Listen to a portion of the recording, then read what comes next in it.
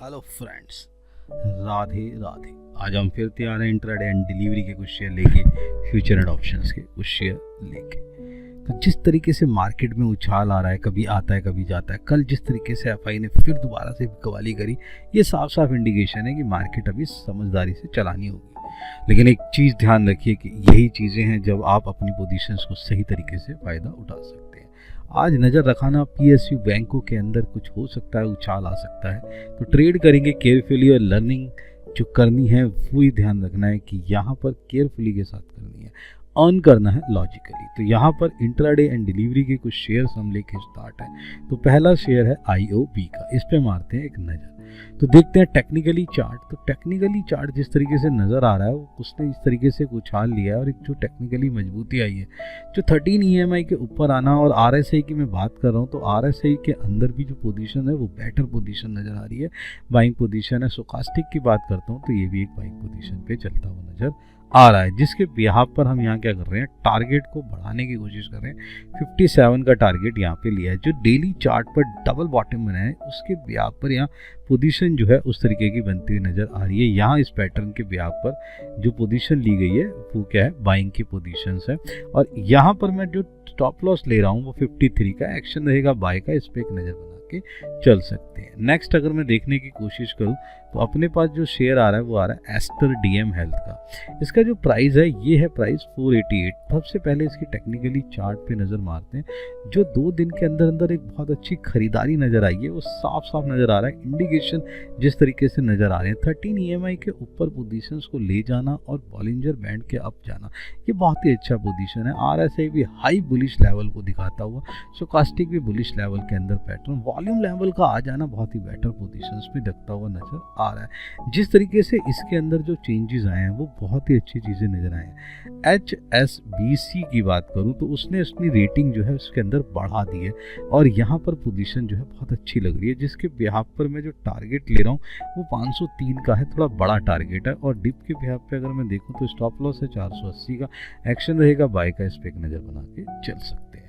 Next अगर मैं देखने की कोशिश करूं तो अपने पास है अरविंद स्मार्ट स्पेस का, जिसका प्राइस है 1006। इस पे एक नज़र बना के देखते हैं और देखते हैं किस तरीके से वर्कआउट करता है। तो सबसे पहले देखते हैं टेक्निकली चार्ट, जिस तरीके से पैटर्न के अंदर चलता हुआ 13 ईएमआई की पोजीशन और एक ट्रेंड लेवल लेते हुए, वॉल्यूम लेवल को बढ़ाते हुए, आरएसआई की तो पोजीशन बहुत ही अच्छी है, सोकास्टिक भी बहुत ही अच्छी पोजीशंस पे देता हुआ नजर आ रहा है। लगातार जिस तरीके से अपने पास पोजीशन लगाता हुआ ऑल टाइम हाई ब्रेकआउट देता हुआ चल रहा है वो बहुत ही अच्छी पोजीशंस है।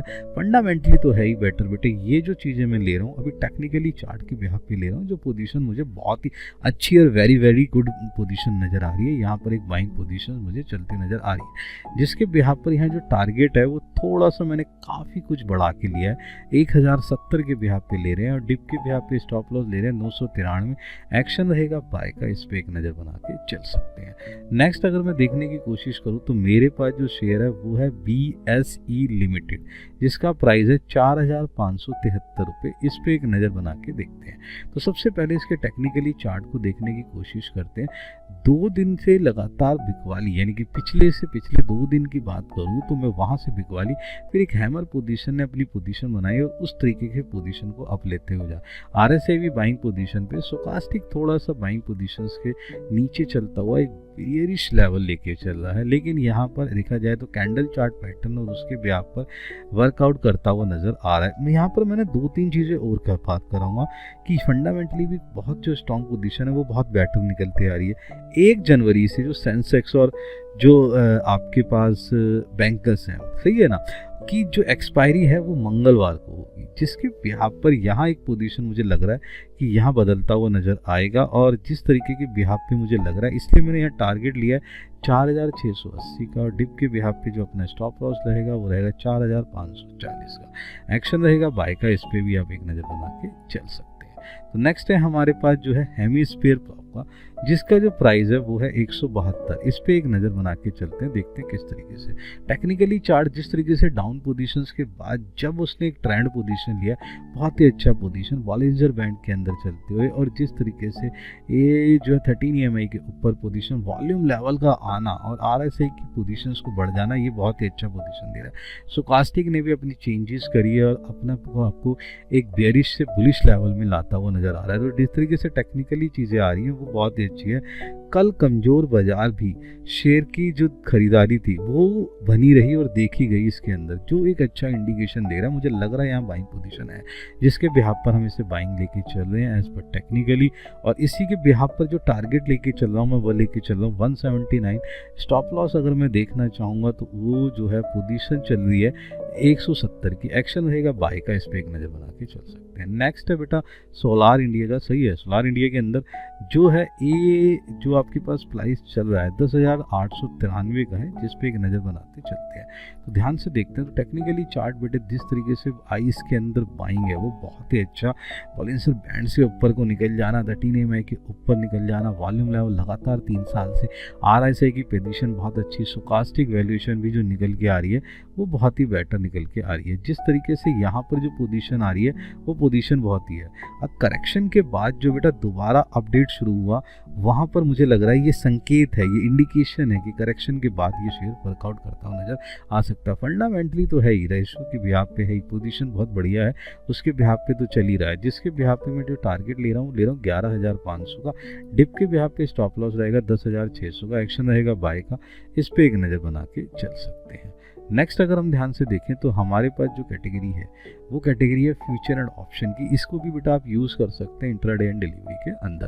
तो इसमें देखते बेटा हमारे पास पहला शेयर है डॉक्टर रेड्डी का, जिसका फ्यूचर है 1200 का बेटा प्राइस के बिहाफ पे चलना है। और देखते हैं किस तरीके से टेक्निकली चार्ट अगर हम ध्यान से देखें तो वहाँ पर जो एक कमजोरी नज़र आ रही है वो साफ साफ इंडिकेशन है। लगातार 4 तरीके से बहुत बड़े बड़े वॉल्यूम जो लेवल निकल के आ रहे हैं वो सेलिंग वॉल्यूम को इंडिकेशन दिखाते हुए नजर आ रहे हैं। दूसरी बात बेटा RSI स्टोकास्टिक पोजीशन भी जो है सेल पोजीशन पे जाता हुआ नजर आ रहा है। पिछले एक महीने से शेयर जो है 6% की गिरावट लुढ़क चुका है, जिसके अंदर पोजीशन जो है एक बहुत ही भारी पोजीशन बेकरार लग रही है। और जिसके बिहाफ पर मैं जो टारगेट ले रहा हूँ 1160 है। सेलिंग पोजीशंस में ले रहा हूँ शॉर्ट सेल के बिहाफ पे, और स्टॉप लॉस में लेने की कोशिश कर रहा हूँ 1220 का। सेल लेके चलना, शॉर्ट सेल पोजीशन बनानी है। नेक्स्ट मेरे बच्चे अगर मैं देखूँ ध्यान से तो मेरे पास आ रहा है PNB फ्यूचर, क्योंकि मैं जो है उसकी तरफ क्या कहते हैं पोजीशन बना रहा हूँ कि भाई जो PSU बैंक्स हैं कुछ कर सकते हैं। यहाँ पर देखूँ तो 106 का जो है प्राइस है इसका, और इसके टेक्निकली चार्ट को देखने की कोशिश करूँ जिस तरीके से 25 तारीख को गैप अप आया और उसके बाद उसने अपने आप को पोजीशन बना के चली 13 EMI के ऊपर। जो इंडिकेटर्स हैं RSI और स्टोकास्टिक वो भी बहुत अच्छी पोजीशंस को देते हुए नज़र आ रहे हैं, जिसके बिहाफ पे मुझे लग रहा है कि यहाँ एक बाइक पोजीशंस बनती हुई नज़र आएगी और पोजीशन चल रहा है। डेली चार्ट में डबल पैटर्न पैटर्न का बन जाना ये देखिए वर्कआउट करता हुआ नज़र आ रहा है, जो पोजीशंस बेटर पोजीशंस पर है। और यहाँ पर जो मैं यहाँ पर जो टारगेट ले रहा हूँ वो थोड़ा सा 110 और डिप के बिहाफ पे स्टॉप लॉस 107 की जगह यहाँ पर पोजीशंस लेते हुए नज़र आएंगे कि यहाँ पर जो पोजीशन है वो हम देख लेते हैं। यहाँ पर स्टॉप लॉस में जो है इसको बदलना चाहूँगा 105 कर लेते हैं। स्टॉप लॉस रहेगा हमारा 105, इस पर एक नज़र बना के चलिए और देखिए पोजीशंस किस तरीके से वर्कआउट करती हुई नज़र आ सकती है। नेक्स्ट है बेटा HDFC लाइफ का। इसका जो फ्यूचर है 661 का है, इस पर एक नज़र बना लेते हैं और इसका टेक्निकली चार्ट देखते हैं। टेक्निकली चार्ट जिस तरीके से नज़र आ रहा है वो एक जो पोजीशंस हैं वो पोजीशन जो है उस तरीके से लेता हुआ चल रहा है कि यहाँ वर्कआउट जो है एक गिरावट की तरफ जो पोजीशन दिखा रहा है वो पोजीशन दिखा रहा है कि यहाँ पोजीशन बिगड़ती हुई नज़र आ सकती है। टेक्निकली चार्ट में कमज़ोर पोजीशन, वॉल्यूम लेवल का गिरना, RSI का गिरना, स्टोकास्टिक की पोजीशन भी कमज़ोर है, टेक्निकली बहुत ज़्यादा कमज़ोर है। और इंश्योरेंस सेक्टर के कंपनियों के चार्ट कमज़ोर हो चुके हैं, उन पे ध्यान रखिए। इंश्योरेंस सेक्टर पे नज़र बना के चलिएगा। इसलिए मैं यहाँ पर जो है एक सेलिंग के बिहाफ पे चल रहा हूँ और जो टारगेट ले रहा हूँ 640 का, डिप के बिहाफ पे स्टॉप लॉस रहेगा 667 का। सेल लेके चलनी है और वर्कआउट करते चलना है। नेक्स्ट है बेटा हमारे पास जो है डॉक्टर लाल पैथ, जिसका जो स्ट्राइक प्राइस है वो है 2950। पुट लेके चलनी है बेटा, इसकी टारगेट है 60 रुपये का। इस पर एक नज़र बना के चलते हैं, देखते हैं टेक्निकली चार्ट। जिस तरीके से टेक्निकली चार्ट कमज़ोर पोजीशंस पे दिख रहा है, एक सही है जी। शूटिंग स्टार के बाद जिस तरीके से गिरावट आई, आरएसआई की गिरावट, स्टोकास्टिक का गिरावट, ये साफ साफ इंडिकेशन दे रहा है कि पोजीशन जो है थोड़ी सी बिगड़ी हुई नज़र आ रही है। इसलिए मैं यहाँ पर एक पुट पोजीशन जो लेके चल रहा हूँ कमज़ोर चार्ट की पोजीशंस पर, और स्टॉप लॉस रहेगा 47 का, आपने पुट बाय करनी है। नेक्स्ट बेटे हमारे पास है BPCL का, इसका स्ट्राइक प्राइस है 290, कॉल लेके चलनी है एट द रेट ऑफ 12.5 रुपये के हिसाब से चलेगा, टारगेट रहेगा 25 रुपये का। इस पर एक नज़र बना के चलते हैं, देखते हैं कि किस तरीके से वर्कआउट होता हुआ नज़र चलेगा। कॉल लेके चल रहा हूँ। टेक्निकली चार्ट एक सपोर्ट लेवल के बाद, यानी कि ध्यान से देखूँ तो 25 तारीख के बाद उसने फिर एक सपोर्ट लेवल के बाद बना के रखा हुआ है। 3 दिन की थोड़ी सी गिरावट आई है, RSI अभी भी बुलिश लेवल पर है और स्टोकास्टिक भी एक हल्के से बुलिश लेवल पे बना हुआ है, जिस तरीके से वर्कआउट नज़र आ रही है। और मुझे अभी देखने को पता लगा कि यहाँ पर जो एक बहुत बड़े ब्रोकरेज है, उन्होंने जो अपना लक्ष्य है वो काफ़ी हद तक बढ़ा दिया है, मतलब डबल तक करने की कोशिश करी है, जिसके बिहाफ पे मुझे लग रहा है यहाँ एक जो है बहुत तेज़ी से तेज़ी आ सकती है। और यहाँ पर स्टॉप लॉस ले रहा हूँ मैं 8 का, एक्शन रहेगा बाय का, इस पर ध्यान रख के चलना है। तो ये कुछ ऐसे शेयर हैं जिन पे आप फ़ायदा उठा सकते हैं, वर्कआउट ले सकते हैं और बेनिफिट लेके चल सकते हैं। देन मिलते हैं हम अपनी नेक्स्ट सीरीज़ के अंदर। Good bye.